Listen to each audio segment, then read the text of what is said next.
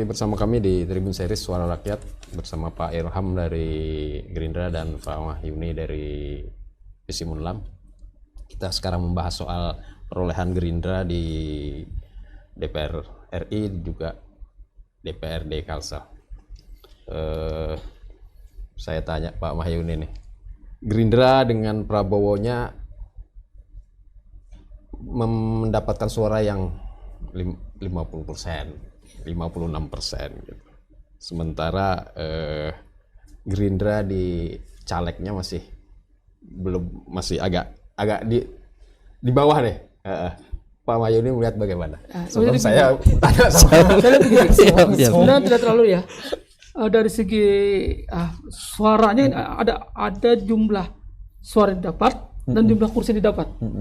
Mungkin secara presentasi kemungkinan Gerindra berkurang, tetapi secara jumlah kursi mungkin tetap bahkan bisa bertambah karena ada sesuatu yang berbeda antara jumlah suara yang didapat, jumlah kursi yang didapat. Nah, kan ini 8 ini kita hitung saja gitu ya. Ini kan ada 8 kursi. Ini kan satu semua nih. Jadi walaupun si PAN dapat suara 60 kursi, tetap 1 kursi. Walaupun ini sama. Walaupun nanti presentasi jumlah suaranya berbeda, 60.000 PAN, contoh ya kalau perhitungan begitu, Gerindra mungkin anggapnya sekitar berapa? 40.000-an ya? Anggap 30-an ya. Anggap 30.000-an, tetap sama 1 kursi juga nilainya.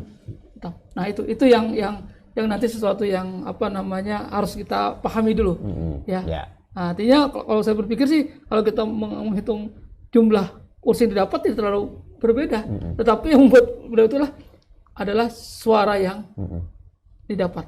Nah itu, dan ini berbeda dengan apa yang didapat oleh Prabowo yang cukup signifikan mendapatkan suara, tetapi efek Prabowo tidak didapat oleh Gerindra. Nah, justru efek Prabowo ini malah menyebar ke beberapa partai lain. Nah itu yang bisa sementara saya analisa berdasarkan data yang ada. Ya begitu. Gitukah Pak Ilham? Ketua umum begitu mendapatkan banyak suara, tetapi anak buah agak keteteran. Ya, tugas berat bagi seluruh kader Partai Gerindra dan juga mereka yang berada di struktur partai. Karena perintahnya ini adalah Prabowo Presiden. Ya, baru Gerindra menang. Ya, jadi artinya apa? Yang kita utamakan adalah kemenangan Bapak Prabowo. Ini harga mati. Karena saya katakan tadi ini penantian panjang yang alhamdulillah terkabul di 2024 ini, dan ini yang sangat kita syukuri. Artinya kita berhasil menghantarkan beliau di usia Gerindra yang ke-16 tahun ini. 16 tahun. Oke. Itu keberhasilan.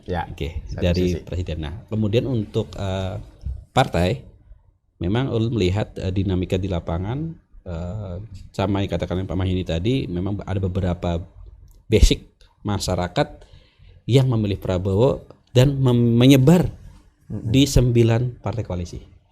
Ya, itu bedanya dengan 2019. Ya, ini menjadi bagian yang harus kita evaluasi, dan ternyata ini juga mengangkat semua partai koalisi untuk naik. Golkar, PAN ya, Demokrat juga di Kalsel kayaknya agak bagus naik gitu. Dan ini bagus lah gitu bagi kita sebagai partai koalisi. Nah, Gerindra apapun hasilnya yang kita dapat di Kalimantan Selatan itulah yang terbaik. Karena posisi sekarang 6, kita sedang menuju kursi 7 dan ke-3 yang sedang kita bidik ya. Mudah-mudahan ini tercapai. Tetapi ya misterinya itu ada nanti di hasil akhir pleno kecamatan. itu. Mudah-mudahan target kita bertahan di 8 terjadi gitu kan. Sehingga ini bisa menguatkan memantapkan Partai Gerindra untuk tetap menjadi pimpinan di DPRD Kalimantan Selatan. Itu harapan kita bersama. Dan kita minta doa untuk semuanya, mudah-mudahan semuanya berjalan lancar. Yang penting adalah pemilu ini berjalan lancar dan aman. Itu penting. Yang paling penting itu, sehingga demokrasi kita bisa berjalan dengan bagus, dan ini menjadi pelajaran sangat berharga bagi kita semua dalam menentukan pemimpin kita, baik pemimpin Indonesia maupun wakil-wakil kita nanti di legislatif. Apakah itu sudah terperkirakan atau tidak gitu? Yang hal-hal seperti itu, artinya pimpinan dapat suara besar. Sebenarnya di luar dugaan. Di luar dugaan. Di luar dugaan, karena kita melihat berkaca 2019 kita dapat efek, gitu kan. Tetapi 2024 ini mungkin karena menyebar dengan semua partai koalisi yang ada, ya Gerindra harus berbagi dengan semua partai koalisi yang ada. Tetapi tujuannya tercapai, yaitu Prabowo presiden. Ini yang kita syukuri bersama. Catatan Ulun masih di DPR RI dan DPRD Kalsel. Apakah itu terjadi sama juga terjadi di kabupaten? Di kabupaten ada beberapa yang malah melonjak, ada yang bertahan, ada yang terkoreksi. Jadi beda-beda zona, beda-beda dapil itu tidak bisa kita samaratakan. Semua bergantung dengan sumber daya dan kekuatan partai masing-masing. Gitu. Tetapi secara global memang koalisi Prabowo Gibran itu mendapat efek semuanya untuk bisa meningkatkan perolehan suaranya untuk mencapai kursi. Gitu. Kita bicara suara dulu, baru target kursinya gitu kan. Ikhlas saja Pak Ilham lah, Gerindra berbagi kursi. Itulah yang terbaik sudah. Apakah seperti itu nanti ke depannya Pak Wahyudin? Artinya ketokohan kemudian itu tidak seperti dulu.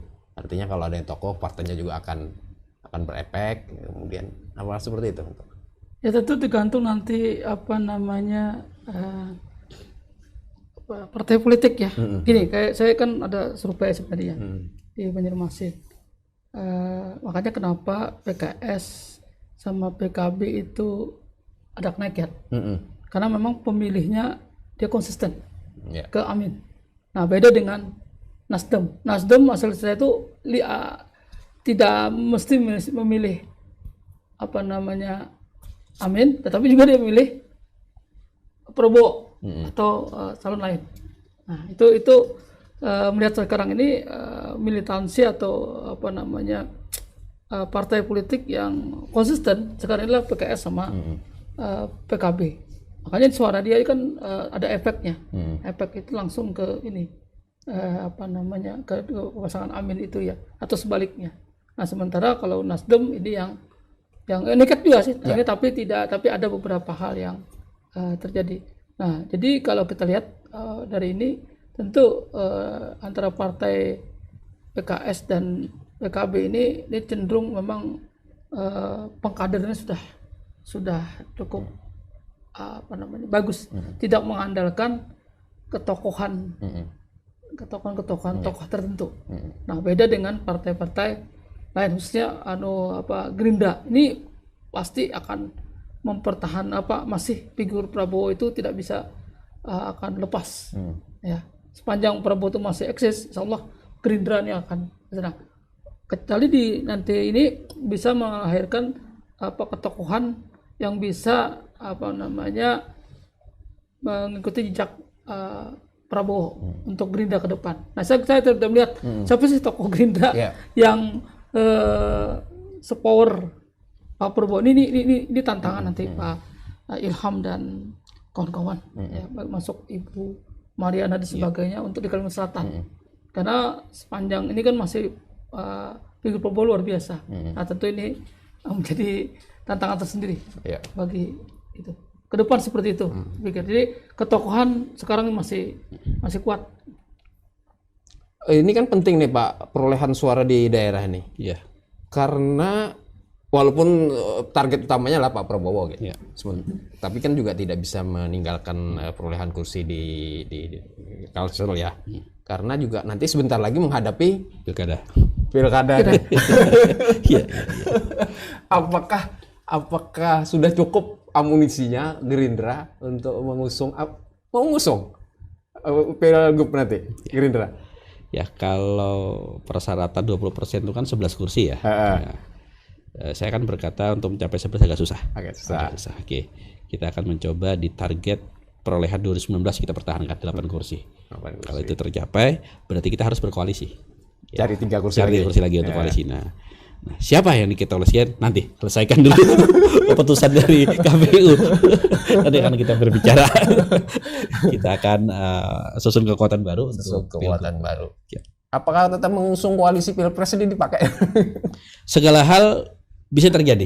Yang namanya politik ini sangat dinamis ya. Jadi kita nggak bisa mengklaim satu, tetapi yang jelas kesamaan visi dan keinginan yang sama untuk memajukan Kalimantan Selatan itulah yang terbaik nanti. Gitu. Ya. Tapi gubernurnya The Gerindra lah malah. Pak Mahyudin ya menanggapi ini menjelang pilgub nanti. Kalau melihat ketokohan akan menentukan arah-arah partai politik ini. Ya. Karena kalau hanya mengandalkan kemampuan partai politik, ya, ini agak karena ini akan berkaitan juga dengan kemampuan anggaran. Tadi saya katakan tadi kemampuan di samping dari politik ya, kemudian juga anggaran, nah juga sosial kan. Yeah. Nah, saya melihat figur ketokohan yang akan menentukan nanti oleh yang didukung oleh partai politik.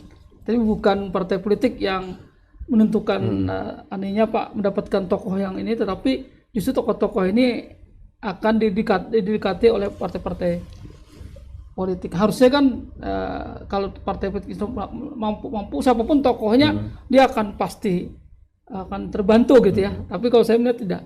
Untuk di pemilu ini lebih cenderung kepada kemampuan ketokohan itu akan menjadi yang nanti akan memberikan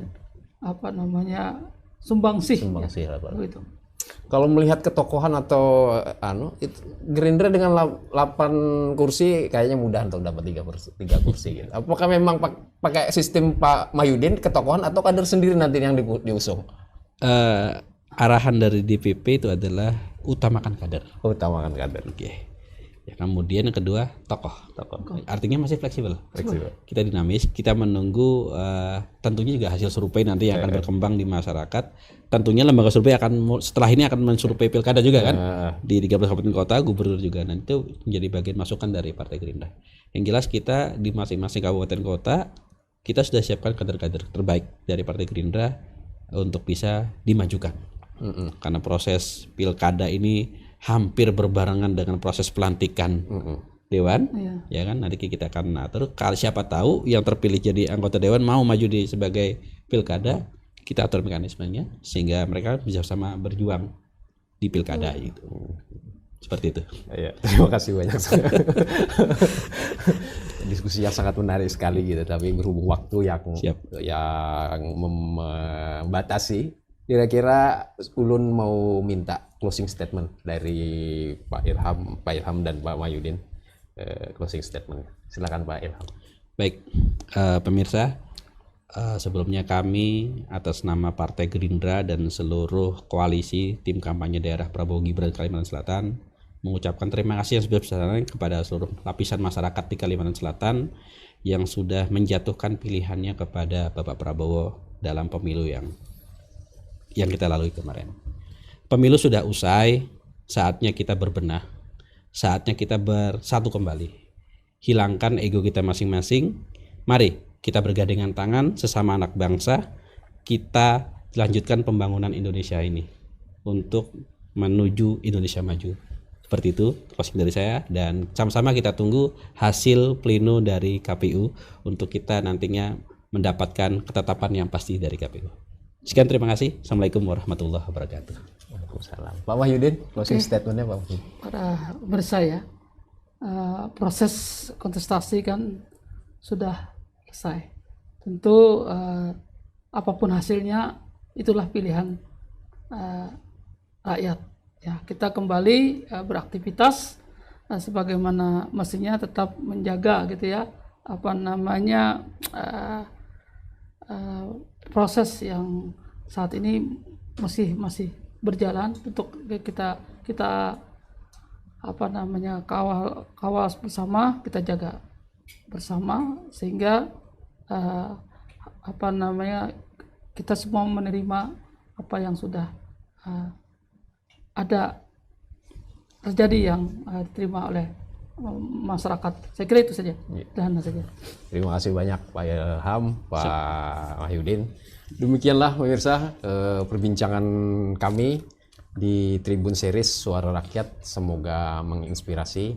Kita tunggu hasilnya di tanggal 20.